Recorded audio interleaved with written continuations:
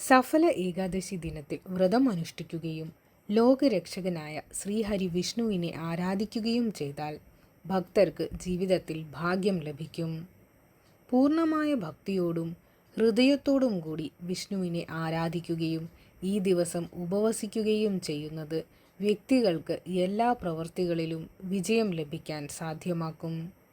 ഏകാദശി ദിനത്തിൽ ദാനം ചെയ്യുന്നത് നിങ്ങൾക്ക് പുണ്യഫലങ്ങൾ നൽകും. കഴിയുമെങ്കിൽ ഏകാദശി ദിവസം ഗംഗയിൽ കുളിക്കണം. ഏകാദശി നാളിൽ കുങ്കുമം, വാഴപ്പഴം, മഞ്ഞൾ എന്നിവ ദാനം ചെയ്യണം. ഏകാദശി വ്രതം അനുഷ്ഠിക്കുന്നതിലൂടെ ഭക്തർക്ക് സമ്പത്ത്, ബഹുമാനം, സന്താന ഭാഗ്യം, ആഗ്രഹ സാഫല്യം എന്നിവ കൈവരും എന്നാണ് വിശ്വാസം. ഏകാദശി വ്രതം അനുഷ്ഠിക്കുന്നതിലൂടെ പിതൃക്കൾക്ക് മോക്ഷം ലഭിക്കും എന്നും പറയപ്പെടുന്നു. സഫല ഏകാദശിയുടെ പൂജാരീതി. സഫല ഏകാദശി നാളിൽ രാവിലെ കുളി കഴിഞ്ഞ് മഹാവിഷ്ണുവിനെ ധ്യാനിക്കുക. സഫല ഏകാദശിയുടെ കഥ കേൾക്കുകയോ പാരായണം ചെയ്യുകയോ ചെയ്ത് ശ്രീഹരി വിഷ്ണുവിനെ ദീപവും കർപ്പൂരവും ഉപയോഗിച്ച് ആരതി നടത്തുക. ഓം നമോ ഭഗവതേ വാസുദേവായ എന്ന മന്ത്രം തുളസിമാല കൊണ്ട് പരമാവധി ജപിക്കുക.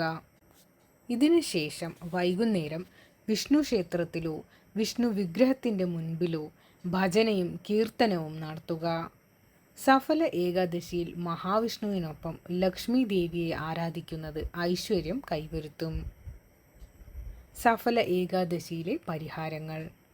സഫല ഏകാദശി ദിനത്തിൽ വീട്ടിൽ തുളസിച്ചെടി നടുന്നത് വളരെ പുണ്യകരമായി കണക്കാക്കുന്നു. തുളസിച്ചെടി ദിവസവും പൂജിക്കേണ്ടതാണ്. ഈ പ്രതിവിധി ചെയ്താൽ വീട്ടിൽ സന്തോഷവും സമാധാനവും നിലനിൽക്കും എന്നാണ് വിശ്വാസം. സഫല ഏകാദശി നാളിൽ മഹാവിഷ്ണുവിന് പായസം ഉണ്ടാക്കി അതിൽ തുളസിയില ചേർത്ത് നിവേദിക്കുക. ഇതിൽ വിഷ്ണു ഭഗവാൻ സന്തുഷ്ടനാകും. നിങ്ങളുടെ എല്ലാ ആഗ്രഹങ്ങളും സാധിച്ചു തരും. ജോലി സംബന്ധമായ പ്രശ്നങ്ങൾ തരണം ചെയ്യണമെങ്കിൽ സഫല ഏകാദശി നാളിൽ വലം കൈയിൽ വെള്ളവും മഞ്ഞപ്പൂവും വെച്ച് വിഷ്ണുവിനെ പ്രാർത്ഥിക്കുക. ഈ സമയത്ത് നെയ്വിളക്ക് കത്തിച്ച് നാരായണ കവചം ചിട്ടയോടെ ചൊല്ലുക. ഇത് 11 ദിവസം തുടർച്ചയായി ചെയ്യുക. ഇങ്ങനെ ചെയ്താൽ ഉടൻ ജോലി ലഭിക്കാൻ സാധ്യതയുണ്ട്. സഫല ഏകാദശി നാളിൽ ദരിദ്രർക്ക് ഭക്തിപ്രകാരം ദാനം ചെയ്യണം. ഇത് ചെയ്യുന്നതിലൂടെ സാമ്പത്തിക ബുദ്ധിമുട്ടുകളിൽ നിന്ന് മോചനം ലഭിക്കുമെന്നും സാമ്പത്തിക നേട്ടങ്ങൾ ലഭിക്കുമെന്നും വിശ്വസിക്കപ്പെടുന്നു. നിങ്ങളുടെ ദാമ്പത്യ ജീവിതത്തിൽ തർക്കങ്ങൾ ഉണ്ടായാൽ ഏകാദശി നാളിൽ വാഴയെ പൂജിക്കുക. വെള്ളത്തിൽ മഞ്ഞൾ ചേർത്ത് നിവേദിച്ച് 7 തവണ പ്രദക്ഷിണം ചെയ്യുക. ഈ സമയത്ത് ഈ മന്ത്രം ജപിക്കുക. ഇത് ദാമ്പത്യ ജീവിതം സന്തോഷകരമാക്കും. അശരണരായ ഒരാൾക്ക് സീസണ് അനുസരിച്ച് ആവശ്യമുള്ള എന്തെങ്കിലും ദാനം ചെയ്യുക. നിലവിൽ മഞ്ഞുകാലമായതിനാൽ ഏകാദശി ദിനത്തിൽ കമ്പിളി വസ്ത്രങ്ങൾ, ചെരുപ്പുകൾ, ധാന്യങ്ങൾ എന്നിവ പാവപ്പെട്ടവർക്ക് ദാനം ചെയ്യണം. ഒരു ക്ഷേത്രത്തിലേക്ക് പൂജാ സാമഗ്രികൾ സംഭാവന ചെയ്യുക. ഈ ദിവസം വിഷ്ണുവിനെ മഞ്ഞ നിറത്തിലുള്ള പഴങ്ങളും മധുര പലഹാരങ്ങളും മാത്രം സമർപ്പിക്കുക. വ്രതം അനുഷ്ഠിക്കുമ്പോൾ പാലിക്കേണ്ട ചില നിയമങ്ങൾ. സഫല ഏകാദശി ദിനത്തിൽ വ്രതം അനുഷ്ഠിക്കുന്നവർ പൂർണ്ണമായും സാത്വികമായ ഭക്ഷണം കഴിക്കണം. മാംസം, മദ്യം, മുട്ട, ഉള്ളി, വെളുത്തുള്ളി മുതലായവ ഈ ദിവസം കഴിക്കരുത്. ഏകാദശി നാളിൽ ചോറ് കഴിക്കുന്നത് ഒഴിവാക്കണം. മതഗ്രന്ഥങ്ങൾ അനുസരിച്ച് ഈ ദിവസം അരി കഴിക്കുന്നത് അശുഭകരമായി കണക്കാക്കുന്നു.